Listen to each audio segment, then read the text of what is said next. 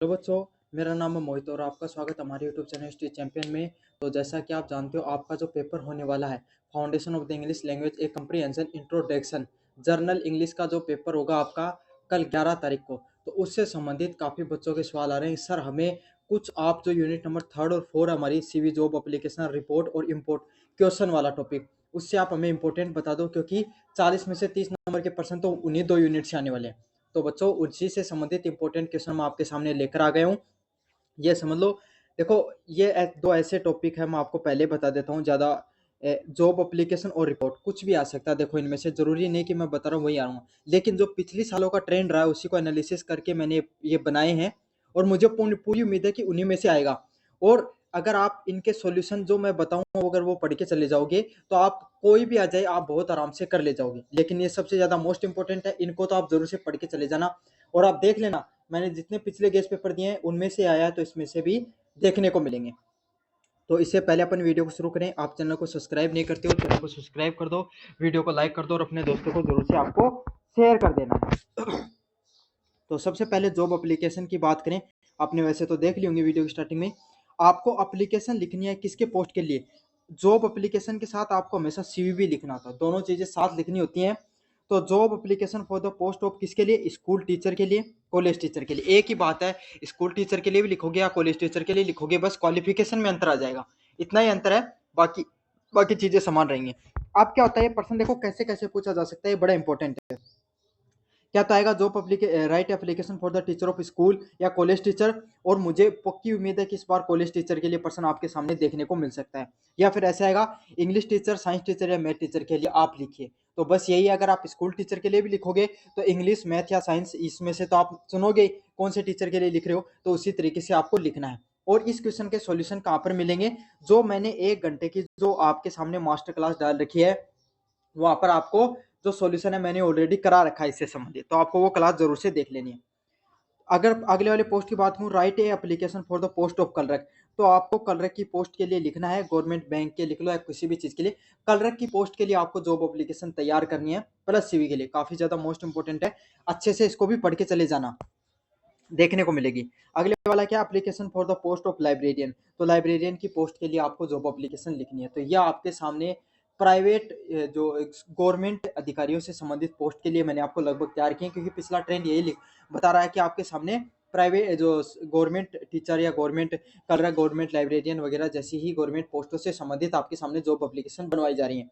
तो मैंने आपके लिए, मुझे उम्मीद है इसमें से आपके सामने कलरक की पोस्ट के लिए या कॉलेज टीचर की पोस्ट के लिए आप आने के लगभग चांसेस अब इस बार दिखाई दे रहे हैं।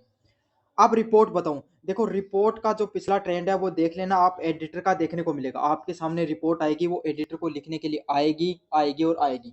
अभी से बता रहा हूं आपके सामने। अब कौन से टॉपिक पे देखने को मिल सकती है आपके सामने?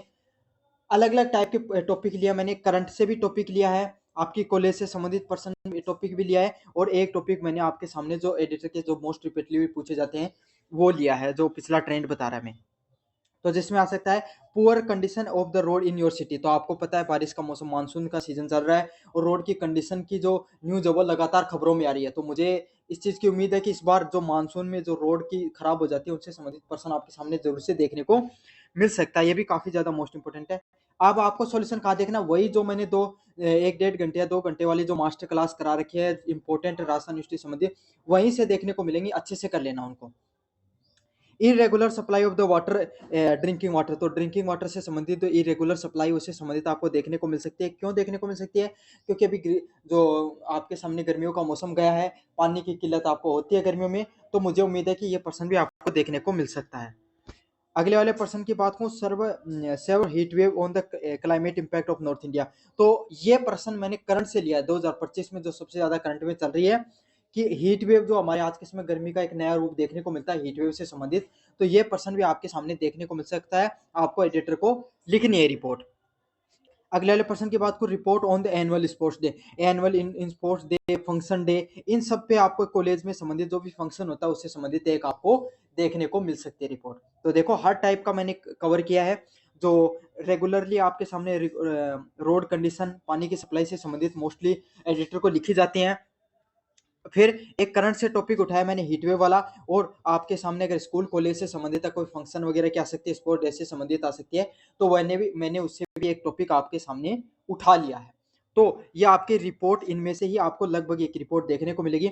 सॉल्यूशन फिर से बता रहा हूँ मैं आपको कहाँ पर देखने को मिलेगा, जो वो 2.5 घंटे वाली क्लास डाल रखी है, जिसका लिंक मैं डिस्क्रिप्शन में दे दूंगा आपको, वहां से जाकर उस क्लास को देख लेना है। कंप्लीट क्लास देखनी है आपको, सारे के सारे सॉल्यूशन वहां पर देखने को मिल जाएंगे। अब बात करें क्वेश्चन आंसर्स की, तो क्वेश्चन आंसर के आपके सामने कौन से इंपॉर्टेंट क्वेश्चन आंसर है जो आपके सामने देखने को मिल सकते हैं। तो देखो, सबसे बड़ी बात क्या है, पिछला तो 2-3 सालों का ट्रेंड यही देखा है मैंने कि पर्सन हर बार चेंज होके आ रहे हैं, मतलब पर्सन वही आता है लेकिन उसकी लैंग्वेज चेंज हो जाती है। तो मैंने आपके सामने इंपॉर्टेंट क्वेश्चन बताऊंगा, और उसकी किस प्रकार से लैंग्वेज चेंज हो उसके पूछा जा सकता है उसको, वो भी बताऊंगा। तो आपके लिए मैंने हर तरफ से प्रॉब्लम को सोल्व कर दिया है कि अगर लैंग्वेज चेंज होके आ गया तो भी आप घबराओगे नहीं, क्योंकि काफी बच्चे तो क्या है, घबरा जाते हैं, पर्सन देखते हैं कि सर अलग आ गए तो लैंग्वेज, लेकिन वो लैंग्वेज चेंज होती है, पर्सन वही होता है। तो आपको घबराने की जरूरत नहीं है। आपके लिए मैंने ये भी रिसर्च करके लाया हूँ कि किस प्रकार की लैंग्वेज चेंज होके आ सकती है। तो पहला वो इंपॉर्टेंट पर्सन है, what were the main aspect of the Jawaharlal Nehru speech a trustee with the destiny. तो जवाहरलाल नेहरू के द्वारा a trustee with the destiny नामक जो स्पीच दिया गया था, उसमें क्या क्या मुख्य बातें कही गई थी, मेन एस्पेक्ट का अर्थ यही होता है। तो ये आपके सामने इंपॉर्टेंट क्वेश्चन है, इसका सॉल्यूशन भी उस 2.5 घंटे वाली जो क्लास है उसमें स्टार्टिंग के आधे घंटे में मैंने ये सारे इंपॉर्टेंट क्वेश्चन कराए 11, उसमें से ये क्वेश्चन है सारे के सारे। तो उस क्लास को देखना है। बाकी एक अलग से भी 28 मिनट की क्लास आएगी, उसमें से भी आपको इन क्वेश्चनों के सॉल्यूशन मिल जाएंगे।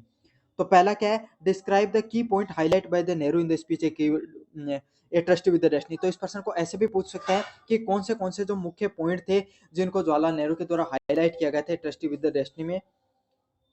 ऐसे भी पूछा जा सकता है, write A note on important feature of the Jawaharlal Nehru a trustee with the destiny. तो कौन से इंपॉर्टेंट फीचर्स है जो जवाहरलाल नेहरू के द्वारा ट्रस्टी विद द डेस्टिनी में बताए गए हैं। अगले वाले प्रश्न की बात करूं, discuss the main aspect expected express by the Jawaharlal Nehru in the famous express by the Jawaharlal Nehru in is the famous independent speech. तो उन्होंने कौन से अपने जो आइडियाज हैं उनको एक्सप्रेस किया है जवाहरलाल नेहरू के द्वारा फेमस इंडिपेंडेंट जो उनके द्वारा स्पीच दिया था उसके अंदर। तो ये आपके सामने काफी ज्यादा मोस्ट इंपोर्टेंट क्वेश्चन है, इसको इस तरीके से भी पूछा जा सकता है। वीडियो में आगे इंपॉर्टेंट क्वेश्चन बताऊं बाकी के बच्चों, लेकिन इससे पहले काफ़ी बच्चों का सवाल होता है, सर हमें पढ़ाई करनी है, जो इम्पोर्टेंट जो आपकी जो पीडीएफ कहाँ पर मिलेगी, इन सब क्वेश्चंस के सॉल्यूशन कहाँ पर मिलेंगे। तो सॉल्यूशन के लिए आपको डिस्क्रिप्शन में मैंने टेलीग्राम का लिंक दूंगा, वहाँ पर जाकर इस प्रकार का जो टेलीग्राम चैनल है उसको ज्वाइन कर लेना है। टेलीग्राम चैनल को ज्वाइन कर लोगे तो आपके सामने यहाँ पर ऊपर की तरफ सर्च करना है, ऊपर की तरफ यूनिवर्सिटी चैंपियन लिखा हो, यहाँ पर क्लिक करना है। जैसे क्लिक करोगे यहाँ पर फाइल वाला सेक्शन है, यहाँ पर क्लिक करना है। तो यहाँ पर जैसे क्लिक करोगे आपको सर्च करना है जर्नल इंग्लिश।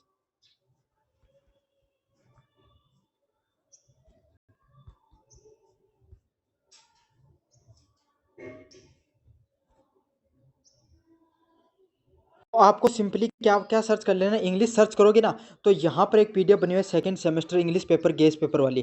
देखो सेकंड सेमेस्टर पहले लिखा हुआ इस पे।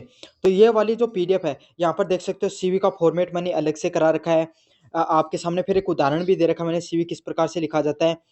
जॉब एप्लीकेशन लेटर फॉर्मेट भी मैंने करवा रखा है। फिर यहाँ पे न्यूज़ रिपोर्ट भी मैंने करवा रखी है किस तरीके से लिखी जाती है। एक उदाहरण के साथ भी मैंने न्यूज़ रिपोर्ट को बना के दिखा रखा है। सारे के सारे एक समरी बता रखे हैं। तो सारी चीज़ें मैंने ऑलरेडी इसी के अंदर करा रखे हैं। और चलो आप इसमें से ये नहीं पढ़ो तो वोकेबलरी, तो यहाँ से वोकेबलरी और ग्रामर तो आपको इसी क्लास से पढ़ के चली जानी है। वन वर्ड सब्स्टिट्यूशन यहाँ से पढ़ने हैं, एंटोनिम सिनोनिम आपको यहाँ से पढ़ने हैं। इंपॉर्टेंट जो आपको हिंदी से इंग्लिश में कन्वर्ट करने वाले पर्सन मैंने बना रखे हैं, तो ये आपको यहाँ से पढ़ के चले जाने हैं। ग्रामर वाला सेक्शन मैंने देखो पूरा करवा रखा है। डायरेक्ट इनडायरेक्ट के नोट्स बना रखे हैं, इंपॉर्टेंट डायरेक्ट इनडायरेक्ट भी करवा रखे हैं। तो आपको ग्रामर यहीं से पूरी की पूरी पढ़ के चले जानी है। अब आपको सॉल्यूशन से संबंधित अगर चीज़ें चाहिए कि सॉल्यूशन कौन सा देखना है, तो आपको अपने यूट्यूब पे सर्च करना है यूनिवर्सिटी चैंपियन, ये स्पेलिंग है, ये सर्च करोगे तब आपके सामने एक ऐसा यूट्यूब चैनल खुल के आ जाएगा। और ऐसा यूट्यूब चैनल खुलने के बाद में आपको यहाँ पर जो प्लेलिस्ट वाला सेक्शन है, प्लेलिस्ट वाला सेक्शन है, इस प्लेलिस्ट वाले सेक्शन पे आपको क्लिक करना है। जैसे प्लेलिस्ट वाले सेक्शन पे क्लिक करोगे को क्या करना है, थोड़ा सा नीचे की तरफ आना है और यहाँ पर एक प्लेलिस्ट बनी हुई है जर्नल इंग्लिश 2025। तो इस प्लेलिस्ट पे जैसे आप क्लिक करोगे तो यहाँ पर सबसे ऊपर नहीं है, थोड़ी नीचे आ जाएगी क्योंकि थोड़ी देर बाद में और भी वीडियो डालूंगा। तो यहाँ पर ये 2 घंटा 16 मिनट और 27 सेकंड की जो प्लेलिस्ट वीडियो है, इस क्लास को देख लेना। इसमें सब कुछ करवा रखा मैंने, सारा का सारी चीजें करवा रखी है। जो पीडीएफ में पढ़ाया वही करा रखा, और जो इंपॉर्टेंट क्वेश्चन बता रहा हूँ ये भी सारे सारे यहीं पे करवा रखे हैं। तो इसको देखकर चले जानी है आपको, इस क्लास को बहुत ज्यादा मोस्ट इंपॉर्टेंट। अब बात करेंगे बाकी के जो क्लास जो इंपॉर्टेंट क्वेश्चन रह गए हैं how does the king choose the word dream in the context I have a dream. तो उन्होंने जो मार्टिन लूथर के द्वारा ड्रीम शब्द का किस संदर्भ में प्रयोग किया गया आई हैव ए ड्रीम में, तो इसको ऐसे पूछा जा सकता है, what is the significance of the dream word in the Martin Luther king junior speech. तो जूनियर मार्टिन लूथर के द्वारा जो अपनी स्पीच थी उसमें ड्रीम शब्द का क्या सिग्निफिकेंस है। इस प्रश्न को ऐसे भी पूछा जा सकता है, why did Martin Luther king title is speech I have a dream. तो उन्होंने क्या टाइटल रखा आई हैव ड्रीम से संबंधित। Explain the reason behind the king using the word dream in his speech. तो इस प्रश्न को ऐसे भी पूछा जा सकता है। अगले वाले 3 नंबर प्रश्न की बात करूं मैं, discuss the significance of hope in I have dream. तो क्या उम्मीद मिलती है आपको, होप क्या है आई हैव ड्रीम से। तो how does a hope play an important role in a king I have dream speech. तो होप का क्या इंपॉर्टेंट रोल है, इस प्रश्न को ऐसे पूछा जा सकता है, write a short note on the role of hope in the speech I have dream. तो होप का क्या रोल है आई हैव ड्रीम स्पीच के अंदर। Explain why hope is central to the Martin Luther King message. तो आपके सामने जो क्या होप कैसे सेंटर में रहती है मार्टिन लूथर किंग के मैसेज के अंदर। 4 नंबर की प्रश्न की बात करूं, how does the doctor king refer the constitution and the declaration of the independence in speech. तो डॉक्टर किंग है, मार्टिन लूथर किंग है, उन्होंने संविधान में जो उनको स्वतंत्रता देने की बात की थी वो नहीं मिली, उसका क्या सिग्निफिकेंस है, उसका क्या महत्व है, उस शब्द का क्यों प्रयोग किया, इसके बारे में पूछा जा सकता है। What purpose does the king serve the by quotation of the, मतलब उन्होंने अपने स्पीच के अंदर कॉन्स्टिट्यूशन और डिक्लेरेशन ऑफ इंडिपेंडेंस शब्द का क्यों उपयोग किया। किंग ने मेंशन किया American founding document in speech. तो मार्टिन किंग है, इन्होंने अमेरिका को फाउंडिंग डॉक्यूमेंट के जो कॉन्स्टिट्यूशन उसके बारे में क्यों बात की। Explain the role of constitution and the declaration of independence I dream. तो क्या रोल है संविधान का और डिक्लेरेशन ऑफ इंडिपेंडेंस का आई ड्रीम के अंदर। अगले वाले प्रश्न की बात करूं, according to the Nehru what is India responsibility attend freedom. तो नेहरू के अनुसार भारतीय लोगों की अब क्या जिम्मेदारी है स्वतंत्रता प्राप्त करने के बाद में, ये प्रश्न बहुत ज्यादा इंपॉर्टेंट है। What duties did Nehru assign to Indian after achieving independence.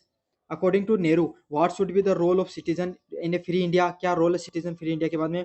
What responsibility did Nehru expect the Indians to fulfil after the 15 August 1947। तो 15 अगस्त 1947 के बाद में भारतीय लोगों की क्या उम्मीदें पूरी करनी है उन्हें, इनके बारे में। तो ये पर्सन आपके सामने कुछ वो हैं जिनकी आपको लैंग्वेज करके चेंज होकर इनमें से आपको एक पर्सन 3 से 4 पर्सन आपको जरूर से देखने को मिलेंगे। तो इंपॉर्टेंट रिपोर्ट बता दी, इंपॉर्टेंट सीवी प्लस जो एप्लीकेशन बता दी, इंपॉर्टेंट क्वेश्चन बता दिए, 30 नंबर का कंटेंट मैंने बता दिया। बाकी का आपके सामने वन वर्ड सब्स्टिट्यूशन हो गए, आपके सामने जो पीडीएफ में सब कुछ करा रखा, जाओ टेलीग्राम से जाकर पीडीएफ देख लो, क्लासेस देखना चाहते हो तो जो क्लासेस का जो लिंक दूंगा प्लेलिस्ट का, वहां पर सब कुछ डाल रखा है मैंने, वहां पर जाके पढ़ सकते हो। धन्यवाद।